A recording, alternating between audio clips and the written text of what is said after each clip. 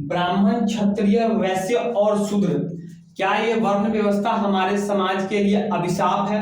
जय हिंद दोस्तों, आज हम लोग समझते हैं कि वर्तमान में हमारे समाज में जो ये वर्ण व्यवस्था है, इसे क्या सोचकर बनाया गया था और क्या ये वर्ण व्यवस्था वर्तमान में हमारे हिंदू धर्म के लिए एक अभिशाप या एक खतरा बन चुका है।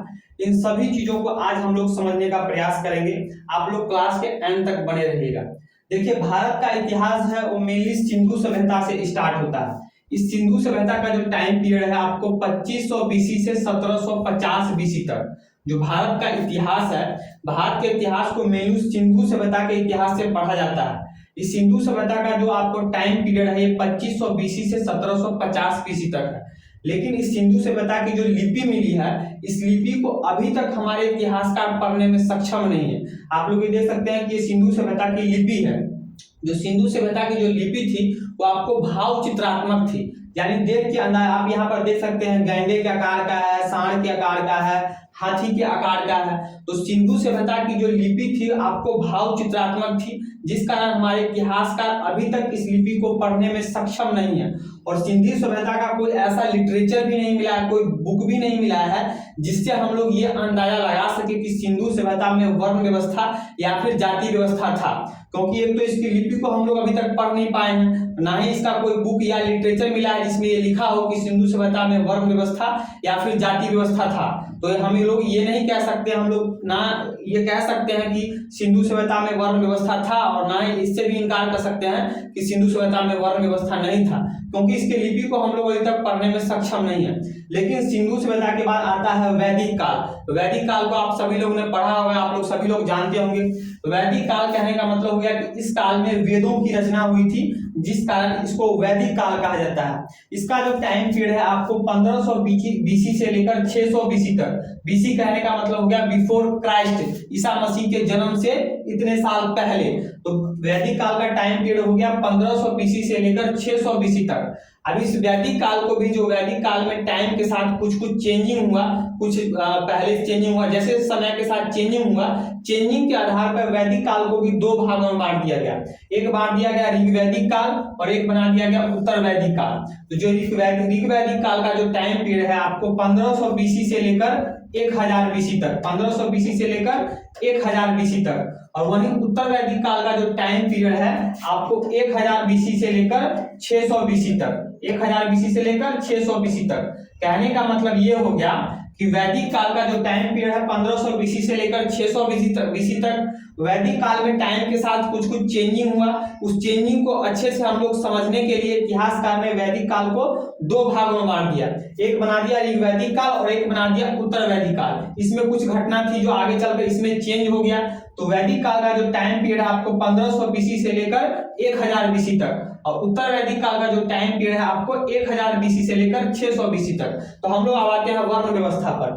जब ऋग्वैदिक काल था, वैदिक काल में भी जब ऋग्वैदिक काल था, जब वैदिक काल का शुरुआती टाइम पीरियड था, यानी 1500 बीसी से लेकर 1000 बीसी तक, तो इस समय जो इस समाज के जो लोग थे, इस समाज के लोगों ने देखा कि भैया समाज में सभी प्रकार के लोग हैं। कोई आपको किसी को शिक्षित करने का काम कर रहा है, कोई व्यापार कर रहा है, कोई जो है सुरक्षा कर रहा है, हमारी किसी दुश्मन से सुरक्षा कर रहा है, कोई किसी की सेवा में लगा हुआ खेती बाड़ी कर रहा है। तो उन्होंने कहा कि अब कैसे हम लोग पहचाने, मान के चलिए कि कैसे पहचाने हम कुछ कर रहे हैं, हम मान के चलिए पढ़ा रहे हैं, कोई आदमी जो है किसी की रक्षा कर रहा है, सेना में है, कोई खेती बाड़ी कर रहा है, कोई दूसरे की सेवा कर रहा है। तो यहाँ के जो समाज के लोग थे, ऋग्वैदिक काल के जो लोग थे, इन्होंने सोचा कि क्यों नहीं एक ऐसा सिस्टमेटिक चीज बनाया जाए जिसमें मान के पता लग सके कि कोई पढ़ाने का काम कर रहा है तो उसको हम लोग ए कहेंगे, कोई रक्षा करने का काम कर रहा है, कोई सेना में है तो उसको हम बी कहेंगे, कोई मान के चलिए आपको व्यापार उपार कर रहा है, बिजनेस कर रहा है तो उसको हम लोग सी कहेंगे। अब मान के चलिए कोई जो है खेती बाड़ी कर रहा है, दूसरों की सेवा कर रहा है, उसको डी कहेंगे।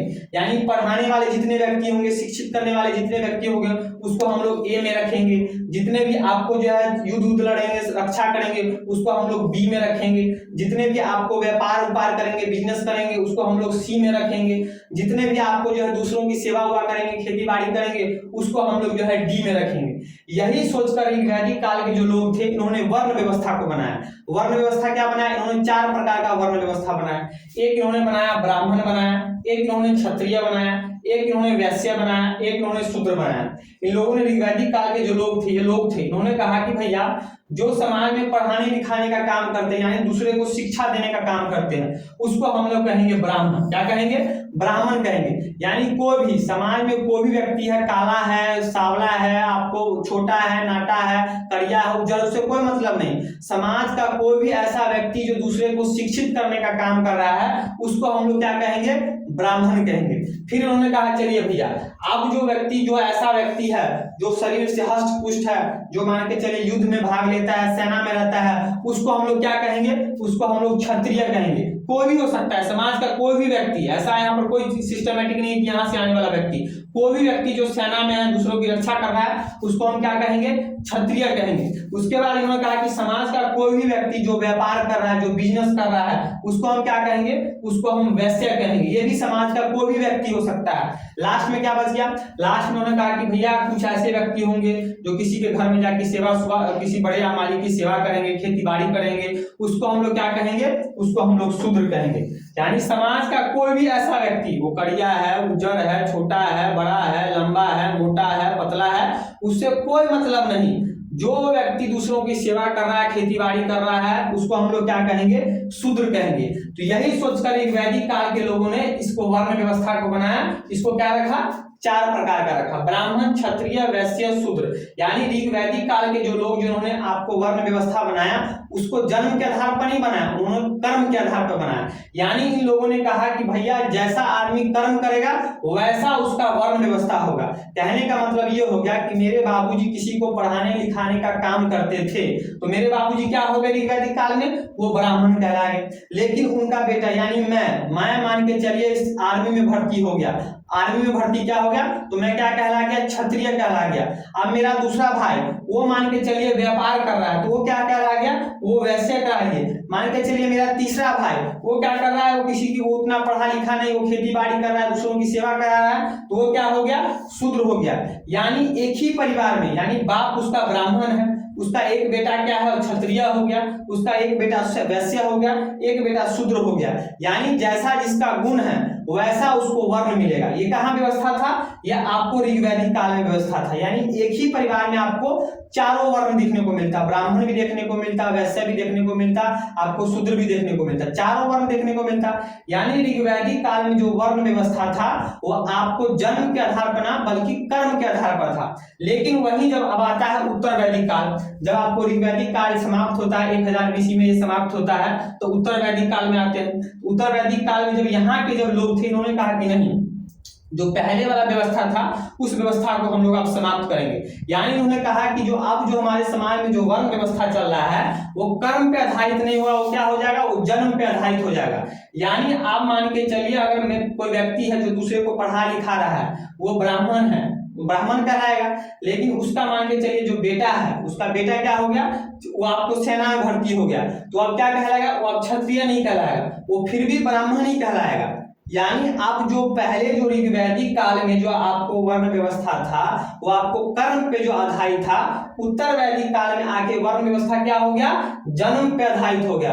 यानी बाप अगर उसका ब्राह्मण है तो बेटा भी उसका ब्राह्मण ही कहलाएगा। यानी बेटा कुछ भी करे, वो व्यापार करे, वो खेती करे या वो सेना में जाए, उससे कोई मतलब नहीं, उससे कुछ मतलब नहीं, उसका वर्ण व्यवस्था क्या कहलाएगा, वो आपको कर्म पे आधारित ना होकर वो जन्म पे आधारित होगा। और यहीं से ये जो वर्ण व्यवस्था है आगे चलकर जो हमारे समाज में अभी तक चल रहा है। और ये वर्ण व्यवस्था जो बनाया गया था, धीरे धीरे धीरे धीरे देखते देखते वर्ण व्यवस्था किसमें बदल गया, ये जाति व्यवस्था में बदल गया। किसमें बदल गया, वर्ण और जाति में अंतर होता है, ये बात को समझिएगा। वर्ण 4 ही होते हैं, ब्राह्मण, क्षत्रिय, वैश्य और शूद्र, लेकिन जाति आपको हजारों है। भारत में क्या है, जाति आपको हजारों देखने को मिलेगा, लेकिन वर्ण कितने हैं, वर्ण 4 ही है। तो शुरुआत में जो वर्ण व्यवस्था बनाया गया था समाज को अच्छे तरह से देखने के लिए, समझने के लिए, कौन व्यक्ति क्या कर कर रहा है, ये आगे चलकर उत्तर वैदिक काल के बाद ये वर्ण व्यवस्था किसमें बदल गया, जाति व्यवस्था में बदल गया। अब ब्राह्मण में भी जो है कई प्रकार के ब्राह्मण होने लगे, एक कंटाहा ब्राह्मण हो रहा है, एक श्राद्ध कराने वाला ब्राह्मण हो रहा है, एक श्रेष्ठ ब्राह्मण हो रहा है, एक निम्न ब्राह्मण हो रहा है, एक झा जी हैं, एक मिश्रा जी हैं, एक दुबे जी हैं, एक चौबे जी हैं, एक छब्बे जी हैं। राजपूत में जाते हैं तो वहां भी कई प्रकार के राजपूत हो गए, एक चौहान हो रहे हैं, कई प्रकार के कितने हम टाइटल में। वैसे में जा रहे हैं तो यहाँ भी कोई शर्मा जी है, कोई वर्मा जी है, कोई ठाकुर है, कोई कुछ है। यहाँ अगर हम शूद्र में जा रहे हैं तो यहाँ भी अलग अलग हो गए, कोई पासवान है, किसी को हम लोग डोम कह रहे हैं, किसी को चमार कह रहे हैं। तो जो उत्तर वैदिक काल में जो आपको वर्ण व्यवस्था बनाया गया था, उत्तर वैदिक काल के आने के बाद ये वर्ण व्यवस्था किसमें बदल गया, ये आपको जाति व्यवस्था में बदल गया। पहले तो ये बदलाव आया कि जो वर्ण व्यवस्था पहले आपको क्या कहते हैं कर्म पे आधारित था, वो जन्म पे आधारित हो गया, और आगे चलकर धीरे धीरे ये वर्ण व्यवस्था भी जो है ये जाति व्यवस्था में बदल गया। और भारत में हजारों जाति हो गए। आप लोग क्या करने लगे, आप लोग एक दूसरे को जो है जाति के आधार पर देखने लगे। कोई कह रहा है कि भैया हम ब्राह्मण हैं तो हम जो है सबसे श्रेष्ठ हैं, वो कह रहा है कि हमसे जो राजपूत है वो कह रहा है हम श्रेष्ठ हैं, वैसे कह रहा है कि हम श्रेष्ठ हैं, शूद्र बेचारा तो कहीं का रहा है नहीं। अब क्या होने लगा, लोग में जो एक दूसरे को जो हीन भावना से देखने लगे। यानी ब्राह्मण है वो ब्राह्मण आपको अपने आप को जो है सबसे श्रेष्ठ देख रहा है। बेशक ये ब्राह्मण का बेटा चोर निकल गया, कुछ नहीं कर रहा है, भर दिन जो है सट्टाबाजी कर रहा है, भर दिन जो है दारू पी रहा है, कोई मतलब नहीं है, लेकिन फिर भी अपने आप को इस समाज में क्या दिखा रहा है, हम तो ब्राह्मण है। बेशक ये क्षत्रिय जो आप युद्ध तो कुछ नहीं कर रहा है, बेशक ये कहीं मार कर रहा है, चोरी कर रहा है, चमारी कर रहा है, इससे कोई मतलब नहीं है, लेकिन फिर भी ये क्षत्रिय क्या कहता है कि हम तो क्षत्रिय हैं। बेशक ये वैश्य जो आप खेती बाड़ी करा रहा है, कुछ भी करा रहा है, लेकिन फिर भी ये वैश्य जो है अपने आप को शूद्र से जो है ऊपर दिखा रहा है, और शूद्र तो शुरू से कहीं का रहा ही नहीं रहा। इसका परिणाम क्या हुआ, समाज में जो है जाति व्यवस्था आपस में जो है झगड़ने लगे। अब इसका परिणाम क्या हो रहा है, धीरे धीरे इस समाज के जो कुछ पढ़े शूद्र कैटेगरी हो गए या फिर वैसे कैटेगरी के लोग जो है, इसमें जो अब कुछ पढ़े लिखे लोग आ रहे हैं, जो पढ़ ले रहे हैं, कुछ अच्छे से पढ़ रहे हैं, ये क्या कर रहे हैं, ये अपने दिमाग का यूज कर रहे हैं, अपने राजनीतिक फायदा के लिए इन लोगों का यूज कर रहे हैं। यूज कैसे कर रहे हैं, जैसे एग्जांपल के तौर पर मैं आपको दिखाता हूँ। ये चंद्रशेखर आजाद हो गया, इसने क्या किया, ये पढ़ा लिखा, ये वकील था, ये आपको जो है निम्न कैटेगरी शुद्ध कैटेगरी से आता है। तो शुद्ध कैटेगरी से आता है तो पढ़ने के बाद अगर वैदिक काल के ये पढ़ा हुआ, ये वकील है, इसने वकालत की है, तो वकालत करने के बाद मान के चलिए तो पढ़ा लिखा व्यक्ति हो गया। तो अगर हम जाते हैं आपको वैदिक काल में, तो ऋग्वैदिक काल के अनुसार इसको तो अभी ब्राह्मण होना चाहिए, लेकिन तो ब्राह्मण है नहीं, ये अभी भी शूद्र है। उत्तर वैदिक काल के अनुसार ये अभी शूद्र है। तो अब ये क्या है, तो पढ़ लिया है, तो पढ़ने के बाद ये क्या करता है, अपने दिमाग का यूज कर रहा है। दिमाग का कैसे यूज करता है, अभी जो भी निम्न कैटेगरी के लोग हैं उनको क्या कहता है कि देखिए जो भी ब्राह्मण लोग हैं, जो भी क्षत्रिय लोग हैं, ये इसने आप हमारे साथ क्या किया, हमको तो ये लोग अपना धर्म का हम लोग तो इनको अपना मानते हैं, हम तो हिंदू धर्म को फॉलो करते हैं, लेकिन ये क्या, ये बड़े लोग जो है, बड़े आदमी जो है, ये क्या हमको अपना मानते हैं, नहीं मानते हैं। ये हमको जो है मंदिर में जाने का अधिकार नहीं देते हैं, ये हमको पूजा पाठ में बैठने का अधिकार नहीं देते हैं, ये हमको अपने साथ बैठने का अधिकार नहीं देते हैं। तो फिर आप क्यों जो है आप हिंदू धर्म को मानते हैं, आप हिंदू धर्म को छोड़िए, आप जो है किस धर्म को अपनाइए, आप बौद्ध धर्म को अपनाइए। और फिर यही लोग क्या करते हैं, ये लोग जो है अपने गुस्से में आकर क्या करते हैं, हिंदू देवी देवता का अपमान करते हैं। ये आप लोग देख सकते हैं, ये लोग जो है देखने से पता लग रहा है कि ये लोग जो है गरीब तबके के लोग हैं, निम्न कैटेगरी से आ रहे हैं। लोग क्या कर रहे हैं, आप नीचे देखिए भगवान का बहुत सारा फोटो है, इस पर ये लोग अपना लात उत रख के फोटो खिंचा रहे हैं। फिर यही लोग क्या, इसमें से कुछ पढ़े लिखे लोग हैं, ये सभा कर रहे हैं, सभा करके लोगों को क्या कर रहे हैं कि देखिए जो मैंने पहले बताया, आप लोगों को कुछ क्या सम्मान, कोई सम्मान मिल रहा है, हिंदू धर्म में कोई सम्मान नहीं मिल रहा है। हिंदू धर्म वाले आपको अपना मानते नहीं है, आप लोग कितना भी पढ़ लीजिए, कितना भी लिख लीजिए, लेकिन ये लोग आपको वैल्यू नहीं देने वाले हैं। सामाजिक दृष्टि से आप लोग को ये लोग जो है निम्न ही देखेंगे, इसलिए आप लोग जो है हिंदू धर्म छोड़ के जो है बौद्ध धर्म को अपनाइए। और बहुत बड़ी संख्या में, आप लोग को पता नहीं है, बहुत बड़ी संख्या में लोग जो है हिंदू धर्म को छोड़कर जो है किसी अन्य धर्म, बौद्ध धर्म को अपना रहे हैं। तो इसमें इन लोग की कोई गलती नहीं है, ऐसा मैं नहीं कह रहा हूं कि इनकी कोई गलती है, मैं एक एग्जांपल दे रहा हूं, ये लोग अपनी जगह सही है। इसमें किसकी गलती है, तो हम जैसे लोगों की गलती है, आप जैसे लोगों की गलती है। आज मान के चलिए कोई निम्न कैटेगरी का लड़का है, कोई पासवान मान के चलिए पासवान ही है, तो पासवान कहने का मतलब हो गया गाँव घर में उसको दुसाध कहा जाता है। तो पासवान लड़का है वो पढ़ लिख के बेचारा क्या हो गया, बहुत बड़ा जो है उसने वेदों पर जो है वेदों पर जो अपनी क्या कहते हैं नॉलेज को प्राप्त कर लिया, वेदों को अच्छी तरह पढ़ लिया। तो क्या उस व्यक्ति को हम जो है उसको मंदिर में पूजा करने का अधिकार देंगे? क्या उसको हम उससे पूजा पाठ करवाएंगे? जैसे उसके नाम के पीछे हम लोग पासवान लिखेंगे, ये तो दुसाध है, मैं बता रहा हूँ ऐसे लोग का मैं देखता हूँ, लोग क्या कहेंगे, बेशक उसको कितना नॉलेज है, चारों वेदों का ज्ञाता है, लेकिन फिर भी उसको हम उससे जो है पूजा पाठ नहीं करवाएंगे, फिर भी उसको हम जो है मंदिर में पूजा करने का अधिकार नहीं देंगे। तो ये लोग तो अपनी जगह सही है, लोग तो बिल्कुल सही कह रहे हैं। और इतना ही नहीं, आपको क्या कर रहे हैं, आप ईसाई मिशनरी जो है बहुत बड़ी तादाद पर ईसाई मिशनरी भी जो है भारत में काम कर रहे हैं। उत्तर भारत में तो आपको जो है क्या कहते हैं चंद्रशेखर आजाद जैसे लोग हैं, और भी बहुत सारे लोग हैं, किस किस का नाम लूं, ये लोग जो है हिंदू धर्म को तुड़वा कर जो है लोग को बौद्ध में परिवर्तन करवा रहे हैं। और अगर हम साउथ में चल जाए तो साउथ में आपको ईसाई मिशनरी यानी क्रिश्चियनरी मिशनरी जो है हिंदू धर्म को जो निम्न वर्ग के लोग हैं यानी SC/ST कैटेगरी के लोग हैं, चाहे आपको OBC कैटेगरी के कुछ लोग हैं, उनको जो है हिंदू धर्म छोड़वा के जो है क्रिश्चियन धर्म अपना रहे हैं। आप लोग कर्नाटक में चल जाओ तो यहाँ पर आप देखिएगा, मैं तो गया हूँ कर्नाटक गया हूँ, तमिलनाडु गया हूँ, यहाँ पर मैं देखा वहाँ के लोगों ने मुझे बताया कि ये लोग जो कुछ लोग थे उन्होंने बताया कि जितने यहाँ पर अभी आप लोग क्रिश्चियन लोगों को देख रहे हो, एक समय में आज से 50 साल पहले 60 साल पहले ये लोग हिंदू थे, हिंदू में SC/ST कैटेगरी के लोग थे, लेकिन आज ये लोग जो है क्रिश्चियन धर्म को अपना चुके हैं। क्या कर सकते, ये लोग क्या कहते हैं कि देखिए आप लोग की स्थिति कैसी है, आप लोग तो हिंदू धर्म को फॉलो करते हो, आप लोग हनुमान जी को पूजते हो, दुर्गा जी को पूजते हो, शंकर जी को पूजते हो, लेकिन क्या हिंदू धर्म के बड़े लोग आपको वैल्यू देते हैं? नहीं देते हैं। आपके साथ खाना बैठ के खा सकते हैं? नहीं खा सकते हैं। आपको मंदिर में घुसने देंगे? नहीं घुसने देंगे। तो ये लोग भी क्या करें, इन लोग की भी मजबूरी है, ये लोग तो भाई सही कर रहे हैं, हम ही कर रहे हैं, बिल्कुल ये लोग सही कर रहे हैं, ये तो हमारे गलती का फायदा उठा रहे हैं, हम इनके साथ अन्याय कर रहे हैं, ये लोग इनको लालच दे रहे हैं कि आप जो है हिंदू धर्म को छोड़कर हमारे जो है क्रिश्चियन धर्म में आओ, वहां पर आपको सम्मान देंगे, वहां पर आपके साथ कोई जाति व्यवस्था का नहीं, किसी प्रकार का कोई जाति व्यवस्था नहीं है, वह हमको रहने के लिए आपको फ्लैट देंगे। तो ये लोग क्या है, ये लोग जो है यहाँ के जो आप जाके देखिए, मैं तो देख के आ चुका हूँ, कर्नाटक के जो है लाखों की संख्या में जो आज से 50 से 60 साल पहले SC/ST कैटेगरी के लोग थे, आज जो है आपको क्रिश्चियन धर्म को अपना चुके हैं। तमिलनाडु का वही हाल है, केरला में तो फिलहाल जो मुसलमानों की संख्या ज्यादा है। तो कहने का मतलब ये हो गया कि हम लोग अगर इसी प्रकार जाति व्यवस्था में फंसे रहेंगे तो हमको विश्वास कीजिए आने वाले 50-60 सालों में जो आप लोग हिंदू करते हैं, ये हिंदू ही कुछ नहीं बचेगा, क्योंकि सब लोग जितने भी ऐसे आप मान के चलिए जनरल कैटेगरी वाली बात करते हो, आपकी जनरल कैटेगरी की संख्या कितनी है, कितने हो जनरल कैटेगरी वाले? अगर ब्राह्मण क्षत्रिय की बात कर लो तो आपकी संख्या कितनी है, पूरे भारत में कितने परसेंट हो? आप लोग कैलकुलेशन करके देखो, टोटल जो है 20% की लमसम आओगे, तो 20% भारत में अगर हम बात करें, अगर बात करते हैं हिंदू की, तो लमसम जो आपको 140 करोड़ के लमसम भारत की आबादी भी मानी जाती है। तो 140 में से लमसम जो आपको माना जाता है कि 100 करोड़ के लमसम हिंदू हैं, बोलते हैं 100 करोड़ के लमसम हिंदू है। ये 100 करोड़ में से मान के चलिए 20% आपको जनरल कास्ट के लोग हैं, बाकी जो 80% के जो बच रहा है, 80% में आपको OBC आता है, SC और ST कैटेगरी का आता है। तो 80 करोड़ ये धीरे धीरे जो आपसे टूट के जा रहा है, हिंदू धर्म को छोड़ के जा रहा है, तो आप हिंदू बचोगे, कितना बचोगे? आने वाले कुछ सालों में तो आप खुद हिंदुस्तान में जो हिंदू धर्म कहते हो, तो खुद बहुसंख्यक से अल्पसंख्यक हो जाओगे, क्योंकि लोग छोड़ के आपको क्रिश्चियन धर्म को अपना रहे हैं, बौद्ध धर्म को अपना रहे हैं, ईसाई धर्म को अपना रहे हैं, तो बचोगा क्या? तो इसलिए मैं यहाँ के जितने भी ये लोग हैं, आप लोग सभी लोग जो इनसे परिचित होंगे, ये लोग जो है हिंदू धर्म के अपने आप को जो है धार्मिक रूप से जो है धार्मिक गुरु रिप्रेजेंटेटिव करते हैं, तो इन सभी को मैं कहना चाहता हूँ कि आप लोगों की दरबार में जो है लाखों की संख्या में लोग आते हैं, करोड़ों की संख्या में आप लोगों को लोग फॉलो करते हैं।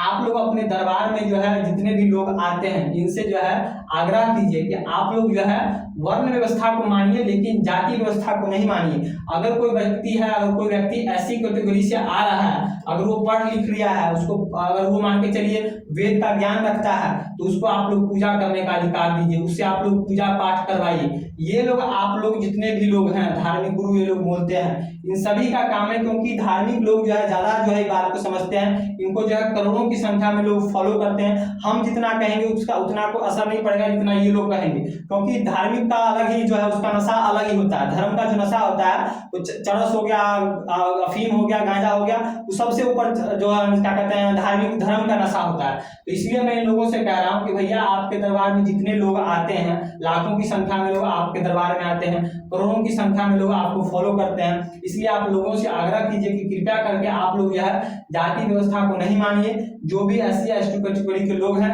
उसको सम्मान दीजिए, उनको भी जो है आगे बढ़ाइए, सामाजिक रूप से उसको जो है एक साथ देखिए।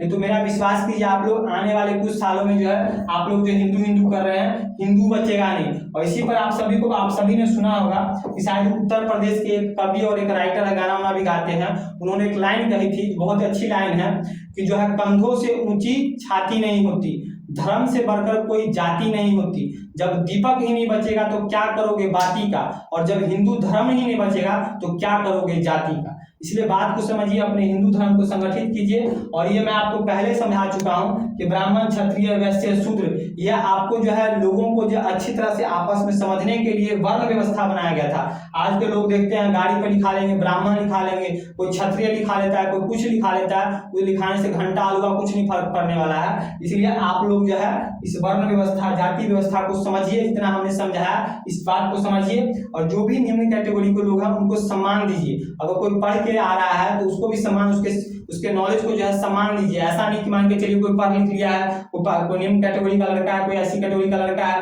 वो पढ़ लिया है, वो आपसे ज्यादा नॉलेज रखता हो, फिर भी आप उसको कहते हैं अरे तुम्हारी क्या औकात है, तुम तो चमार हो, तुम तो दुसाध हो, हम तो ब्राह्मण हैं, हम तो राजपूत हैं, हम तो भूमिहार है। आप यही करते रह जाइएगा और आने वाले कुछ सालों में जो है 50 से 60 सालों में आपका हिंदू धर्म जो है कहाँ चल जाएगा आपको पता नहीं लगेगा।